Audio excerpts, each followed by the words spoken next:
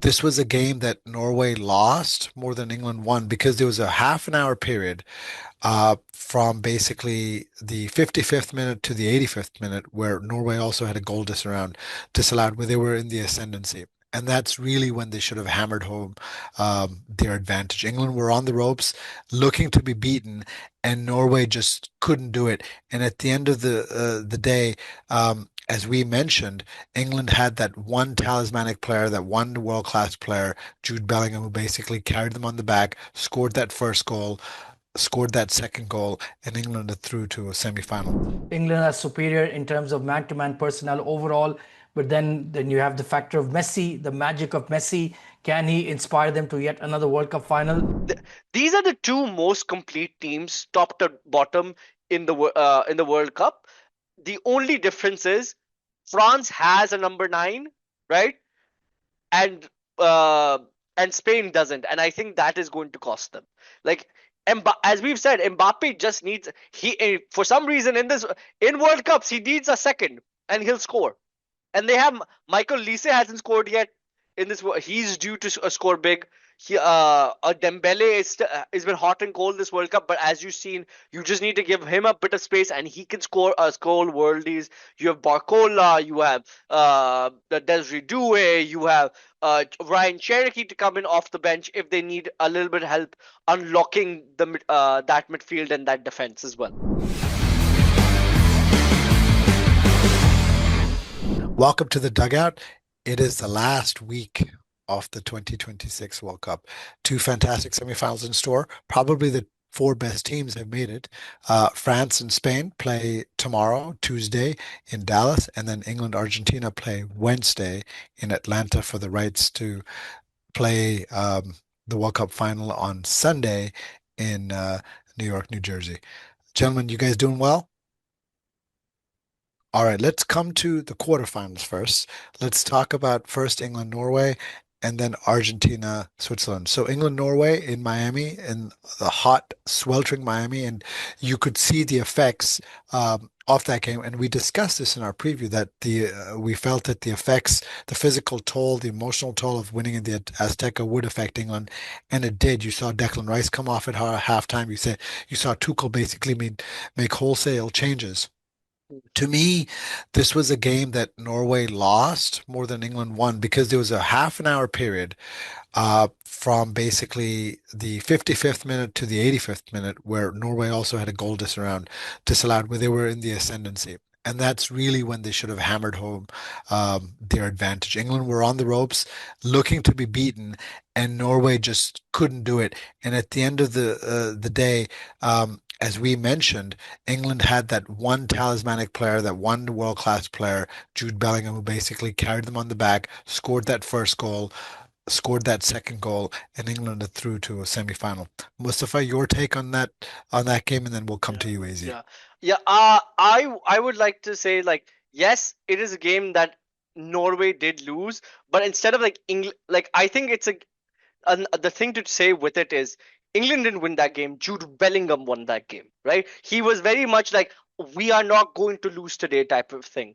But like on back to Norway, I was very annoyed with how much less service Haaland was getting for the entire game, to the extent that at times he is having to go out wide to get the ball because they're not crossing it to him, right? And I was questioning what are they doing, or even when like they had one of the biggest chances to score the winner in the second half, where they had Sorloth like basically 1-on-2, and Haaland is free on his left side with no defender there, simple pass, and That was he in the complete. first half when they Sorry, were up 1-0. sorry, within the first half and when they're up 1-0. Sorry about that. And he's free, and there's multiple of occasions where this happened, right? I'm still a little bit unsure about England. I think they are really, really getting backpacked by Bellingham. I think their midfield was their overall football performance was eh. I think they squeaked by, but I do think you need these type of wins in a World Cup campaign where you have like a dirty, hard-nosed win to actually win the World Cup. Well, absolutely. I think a lot of praise goes to Norway's setup and game plan and the execution, the way they were hitting England on the counter by defending deep. Madueke had a lot of possession but couldn't do much with it in the first half. And on the counter, Norway was looking brilliant. They did eventually get that goal, wonder goal by Schjelderup, the Benfica winger. He's a hot property on the market right now. And I think he'll have plenty of suitors as well. And like you mentioned, Alexander Sorloth just not squaring the ball to a vacant Erling Haaland, that would have been the dagger that would have put England down for sure. But he's a striker on his own. He plays as the number 9 for Atletico Madrid, so perhaps those instincts, that selfishness took over. Otherwise, he should have certainly squared that ball to Haaland. Overall, I think England didn't defend that badly, as Reconsa as a makeshift right back did a decent job, and John Stones coming in did a pretty good job as well.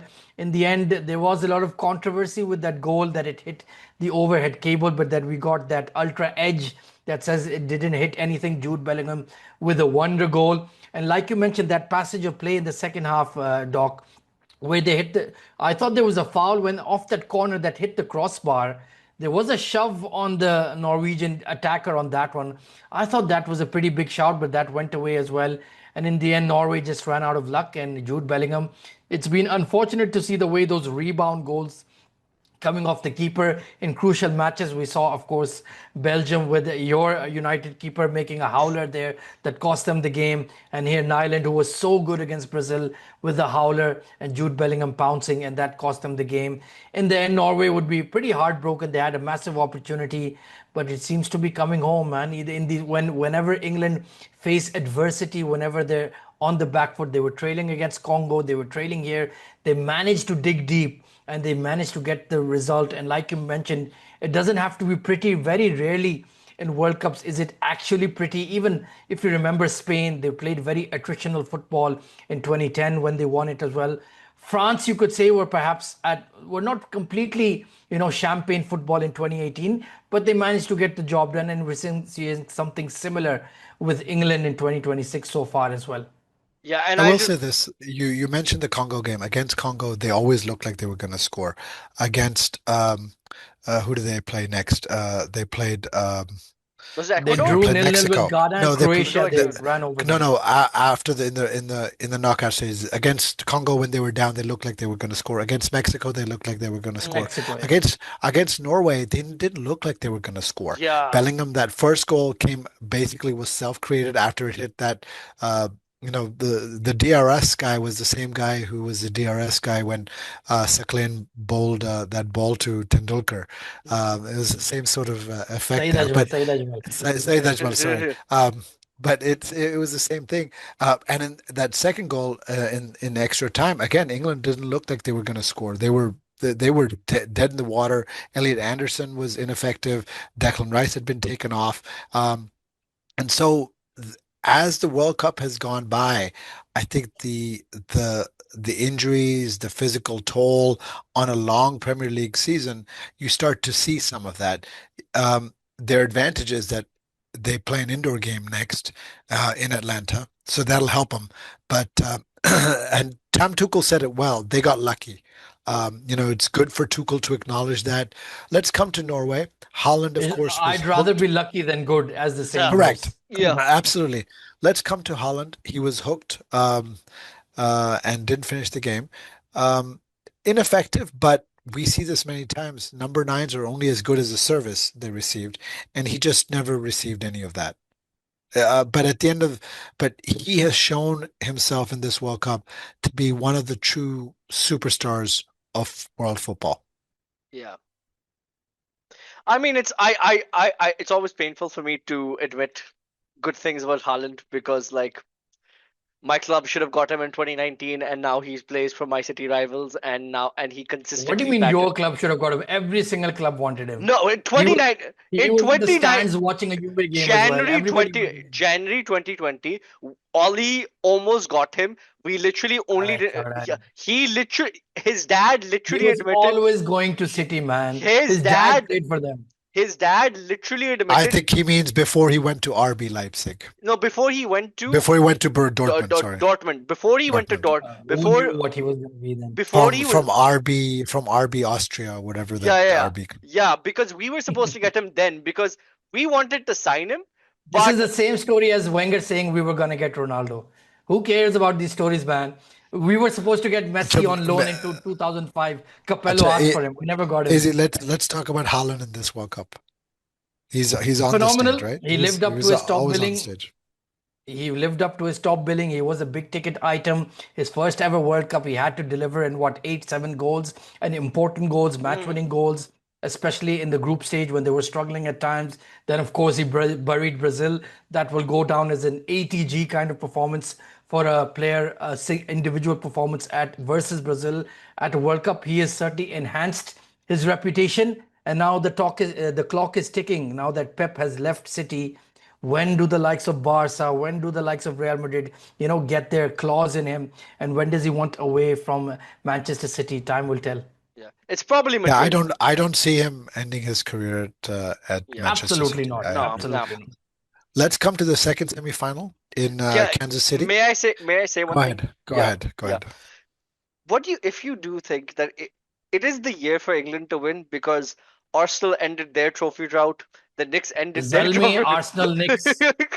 Zalmi, Arsenal, Knicks. It is so obviously time for England to There win is a the. tear in the multiverse, man. There's something Yeah, going on. something's wrong is going on, man. Let's come to their opponents then. Argentina beating Switzerland in 3-1 in Kansas City again in extra time. Um, from an Argentina perspective, it was good to see someone other than Messi score. Lautaro had that wonderful goal to make it 3-1. Enzo, of course, had that first header. But this was not a vintage Argentina performance. Switzerland were unlucky, if not yes, the letter of the law was followed, but maybe not the spirit of the law in the red card that they received. Um, your take on Argentina and their performance in this in this quarterfinal? Do I talk about the actual their performance or do I talk about the refereeing performance?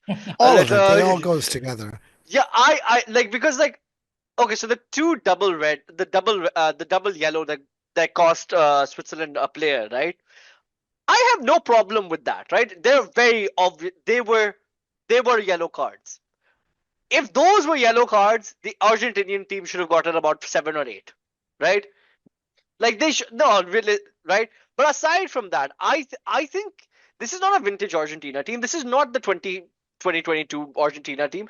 I don't think this is even close to that 2014 team that went to the finals as well, right? That 2014 team, for at lot of respects, played a lot of very good football, and they had with Angel Di Maria and a younger Messi, and they had Aguero, Higuain, and all that, right? This is they've been very stop start this entire World Cup. They've been very reliant on Messi, and I just don't like. I'm setting up us to fail, and they'll play liquid football and they'll beat England.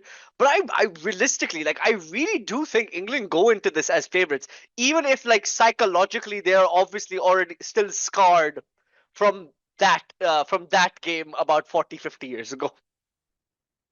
I think the key is with the midfield. We've seen Argentina were scrappy in Mm, 2022. They're even more scrappier in 2026. It's basically Messi surrounded by 5 center midfielders. They don't really have fullbacks. They have a decent backline, but like you mentioned, they're going on reputation because they're conceding goals in every single game. It's all been about Messi trying to create something, and Julian Alvarez with that wonder goal, as you saw in extra times. They've had some random player bailing them out, but unfortunately, it's all about Messi. But the battle within the midfield, how do they tackle that? If Declan Rice is not fully fit, Elliot Anderson, he could get physically overawed as well. So maybe Thomas Tuchel needs to tweak his central midfield there. They need a bit more beef perhaps in there to really mix it up with the Argentinian boys, the likes of McAllister, Paredes, Rodrigo de Paul, because they're all going to stick their foot in. They'll be willing to take a yellow. All the cards have been rescinded in the semi-final as well, so they're certainly going to get a fair few bookings out there. Will England be able to match them physically in the middle of the park?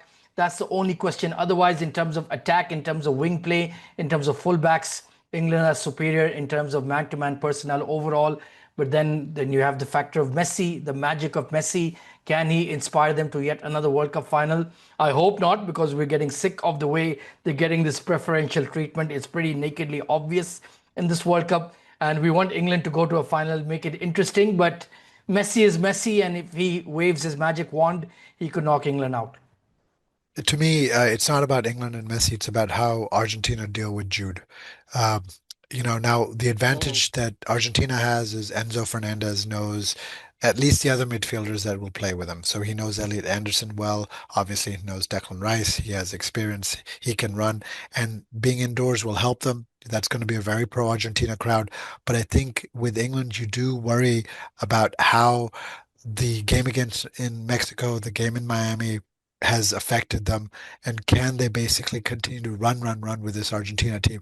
Because that's what Argentina will do. They will play helter-skelter football at basically 100 miles an hour and try and run England ragged. England do have cards in them. We saw that Declan Rice in that They game have a against Mexico. bench. They have a bench, but they have yellow cards in them, and we certainly saw they have a red card in them. Declan Rice in the Mexico game got a booking early on in the first minute. Um, Argentina will do everything they can as far as the dark arts to basically milk this game, try and get goad England into reaction, so on and so forth. England historically have done that. They did that in '86. Maradona took advantage, obviously, in 1998 in Saint Etienne. David Beckham did that as well. Yes, he took his revenge in 2002 when he scored that penalty and knocked them out. But this is a lot of this is the mind game around him. Anything to read into this Tuchel Jude Bellingham post game comment snafu, or is that being overblown, Mustafa? I think that's overblown. I think that Tuchel is right in his comments. I think what's his name? Uh, um Jude Bellingham Jude. is right in Jude is right in his comments. Where like as a player, of course you're proud of that performance because you dug deep and you won the game. But from Tuchel's point of view, that's that's the right thing to say. If you tell your players that you played very well and when you obviously didn't, and they're already so high because they just got to a World Cup semi-final, right? Which is the furthest they've been since '66, aside from 2018, of course, right?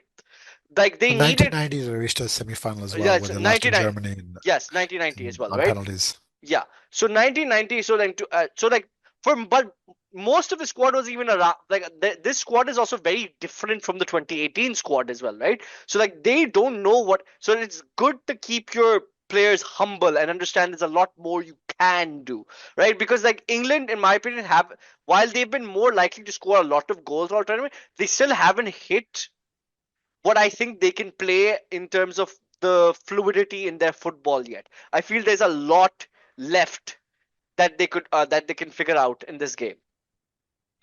I would agree with that, I but I honestly think it's feel that he got attritional the now. tone wrong. He got the tone Yeah, wrong. That is not what you needed. If he was an English manager, he would have never said that. Him being an correct. outsider, perhaps it plays a role. He can look at it a bit more pragmatically and a bit more, as a manager. If it was an English head coach, if it was Southgate, he would never, drag the boys down in this kind of moment because England have had to dig deep. It was a tough game. They were on the back foot. They needed a share of luck and they needed something special to overcome Norway. So I think he read the room wrong, and maybe it doesn't matter so much because all these players, they know they're locked in, they know that they want to go all the way. So perhaps in the overall scheme of things, it doesn't matter too much. But I think he got the tone wrong and he read the room wrong for sure. More than any of the other four teams, England by far has been the most they've suffered the most from the attrition of the World Cup. You Hmm. can see that they're now not 100%. This is not their best 11 squad. There's a lot of injuries, people carrying niggles, so on and so forth. Let's come to the other semifinal tomorrow in Dallas, France against Spain. We expect a French victory, but again, this is two teams who know each other really well, two players from on both sides who know each other really well. What are we looking for in this game? Is this going to be a tight contest whereby a lot of midfield sort of interplay, or do we think France will basically score an early goal, force the Spanish to come out, and then basically romp home? What do you guys predict for this game tomorrow? I think this game will be won in the midfield. like a lot of games are. I don't disagree, but I think this game will legitimately be won in the midfield and how good Pedri is playing, because Pedri was obviously dropped last game, right? And I this midfield hasn't excited me at all. They haven't done anything right now, and Yamal still is obviously grounding into form. He still hasn't reached the heights of what we saw this season. I do predict a France win. I do think it's going to be like a two-goal cushion for them, but I do think it's going to be a bit. I think the first 60 minutes of this game are going to be extremely tight. Like everyone's going to have their like. It's going to be tight from both sides. Yeah, the thing is, Spain do not concede a lot, and Mm, we've seen they've only conceded one goal in their entire World Cup run so far. So I think it's going to be a tough game. It's going to be a niggly game, maybe 1-1 going into extra time. A lot will depend on how Mbappe, Olise, and the rest can unlock the Spanish defense that has been playing really, really well. Laporte and Kubarsi have really caught the eye. Then you have Cucurella and Pedro Porro, who are very strong in defense as well. On the other hand, with France looking to push, maybe Spain on the counter in transition with Lamine Yamal, who's been quiet in this World Cup so far. He might find a bit of a few gaps at the back, but it won't be easy against the likes of Upamecano, Lucas Digne, William yeah. Saliba have been playing fantastically at the back as well. Jules Koundé, we've seen he's a very solid as well. So not expecting a lot of chances. Very similar to the Portugal game, maybe 1-1. We go into extra time, 0-0. We go into extra time, and then whoever lasts long until Mikel Merino gets on the park and he gets a goal and wins it for Spain. I mean, that guy has the knack. He has that nose of a bloodhound to find the goal when it matters. So France need to impose themselves early. Like you mentioned, if they get an early goal, that'll suit them. If it doesn't, then I can see Spain nicking another smash and grab job like they did versus Belgium and versus Portugal. Yeah. I do think that Deschamps will have seen Nuno Mendes basically lock up Yamal on that Mm, left side, and I think you saw that when in the last game France basically dropped Theo Hernandez, brought on Luca Digne. I think Digne is who Deschamps uses to basically lock up. Uh, Yamal, you don't see Digne go up and down. Saliba plays next to him. Between the two of them, they'll try and bracket Yamal. Rabiot is just in front of him, a highly experienced player. I think they use that, try and make Spain much more left-sided, whereby they don't have as much of a threat. And the Spaniards basically try and almost make them one-dimensional, and that's how they'll try and counter that. It'll be interesting to see. Go ahead, Mustafa. yeah, I was just saying, like, as good as like the Spanish defense has been, right? The French defense has been as good, if not in better in some respects, right? Because I think they face better opposition at times as well from them. Because Upamecano and William Saliba have been excellent this entire World Cup. I believe they've only let in 2 goals this entire World Cup or something like that. They've kept 4 clean sheets, which and they're a very, very impressive team. They're the best. These are the two most complete teams, top to bottom, in the World Cup. The only difference is France has a number 9, right? And uh, and Spain doesn't, and I think that is going to cost them. Like, as we've said, Mbappe just needs for some reason in World Cups he needs a second, and he'll score. And they have Michael Lise hasn't scored yet in this. He's due to score big. Dembele has been hot and cold this World Cup, but as you've seen, you just need to give him a bit of space, and he can score worldies. You have Barcola, you have Desiree Doué, you have Ryan Cherokee to come in off the bench if they need a little bit of help unlocking that midfield and that defense as well. The one other thing I will say about Upamecano and Saliba is they haven't played a top level number nine, and again they will not play a top level number nine. Saibari was out for Portugal. Paraguay Mm, didn't have anyone. Yes, they played against Gyökeres against Sweden, but when they played Norway, they had sat Holland. So that actually helps France. That Spain again doesn't have a number nine. Yes, Oyarzabal has had a decent World Cup, but he doesn't strike fear into mm. that Spanish defense. AZ, let me ask you this. Is the winner of France Spain the de facto favorite in a Ooh. World Cup final? Well, Mm. I think it's 25, 25, 25, 25. I think any of these four teams would be worthy World Cup champions. Just to talk a bit more tactically on France versus Spain, Pedri did not start the previous game. He had a bit of an injury cloud over him. They had Dani Olmo in the 10 position with Baena at the left wing, and they only had a two-man midfield.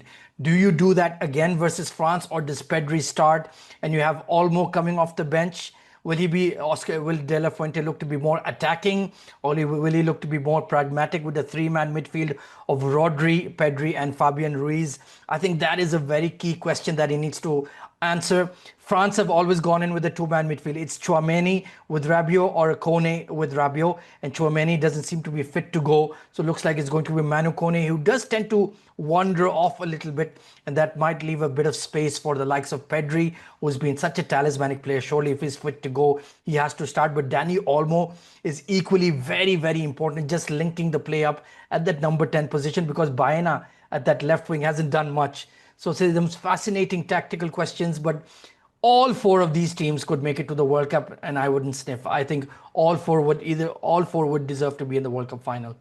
You mentioned Mikel Merino. The one other player I would mention is, don't be surprised if a Ryan Cherky comes off the bench and makes a difference for France. All right, gentlemen, two fascinating games coming up. Easily the best four. I'm glad FIFA did this. This is the first year FIFA sort of did this preferred seating, whereby they made sure that these four teams were on either side of the brackets and they couldn't Oh, they play each really other made before. sure. We saw that in this World Yes, Cup. yes, yeah, we saw that. We, But I will say they got it right though, right? This is what you wanted. Isn't that we didn't would you rather have these four teams or would you rather have a Norway or a Portugal or, a It's Morocco actually or surprising because we thought with a 48 team World Cup, there will be some random team making a yeah, deep run. We thought the US had a decent chance, yeah. but then, of course, they did what they did versus Belgium. But But all the even if they'd favorites, beaten all the big Belgium, ticket items showed up. even if yeah, they beat Belgium, they would have had to play the Spanish team. And these are, let's be honest, these are the best four teams in the World Cup. They've yeah. shown their class. These players, these are household names. We know these are the best four teams in world football right now. Whatever FIFA's weird seeding system is, they're the top four seeds as well. Um, it should be a great end to Yeah. what's been a very good World Cup. I also think it's because there were 48 teams, because there were several rounds, right? So like for for a underdog story, for the Cinderella run, right? If you had 32 teams, you only have to win two games to get to the semifinals, right? The round of 16 and the quarterfinals to get True. to have this. Over here, you have to win round of 32, round of 16, quarterfinal, then get to the semis, right? There's a lot more like getting That two. filtration process, yeah. Yes, getting two wins in a row against a better opposition is hard, but can be done. Getting three wins in a row against better opposition is a very, very hard thing to do, right? That's why It is. it is very rare for a let's say let's take the FA Cup, right? The FA Cup has basically every single English club playing in that, right? But always by the semifinals or by the quarterfinals, you are left with only Premier League teams, and it's because of this. There were reports this week that Gianni Infantino wants to expand to 64. To me, that's Yes. fantastic. You will get to see India, Pakistan in a FIFA World Cup as well as, wouldn't We might finally not get to just see Italy coming back. you might, Uh, but 64 wouldn't be the worst because there are good teams. yeah. Italy's there, Denmark is there, they're good. Nigeria, Yeah. there are a lot of decent teams that can only enhance the World Cup. The issue with 64 is, of course. Uh, the Logistics. logistics, it's the locations. How do you play so many games? How do you base camp so many teams, so on and so forth? But these are issues for Gianni There's to a solve. So, when with FIFA, when there's a will, there's a way. He's did you away. hear? Always. Did you hear what he like? The plan is Yeah, apparently the South America games, which are the ones that the Uruguay, the yep. Argentina ones. Yeah, Argentina gives up. yeah. Apparently they're only the opening games. Like they're only getting Yes, they're one. only Yeah, the yeah, open. yeah. Yeah, Yeah, Correct. they're Yeah. only getting one game each, and Yes. then yeah, yeah. That's it just the 100th anniversary, and then they're all yeah. moving That's over it. to That's Europe. it. Then Yeah, they're all yeah. moving over to Europe, which is Morocco, Spain, and Portugal, which makes Portugal, yep. much more sense, right? Which That was because always the plan. There was yeah, the thing was only for 100th anniversary. That's yeah. And all. then somehow it's all in one country in 2034, right in our backyard in Saudi. Love That's it. Yeah, how they, yeah. But they're and good. It'll be uh, that'll be a Winter World Cup as well. They're not going to have Yeah. I Or, I think mean, you could do it if they do indoor stadiums, they could do it in the summer with yeah. hydration breaks and stuff. By the way, Yeah. hydration breaks are here to stay. They're not going anywhere. Oh, I absolutely. Watch. I hate to admit this, but you're right, and it really pains me to say this. It won't happen in the Premier League. I still believe the Premier League and UEFA will. Premier League has them too in Ramzan. Iftar breaks hote hain, Arsenal get goal kicks, same thing. Yeah, David Raya takes a 3 minute, And here we break. go with the Arsenal slander once It's again. true yeah, though. rightful Arsenal standard. All right, gentlemen. Yeah. Enjoy the games. We'll see you guys back. Like and subscribe, please, viewers. Like and subscribe. Like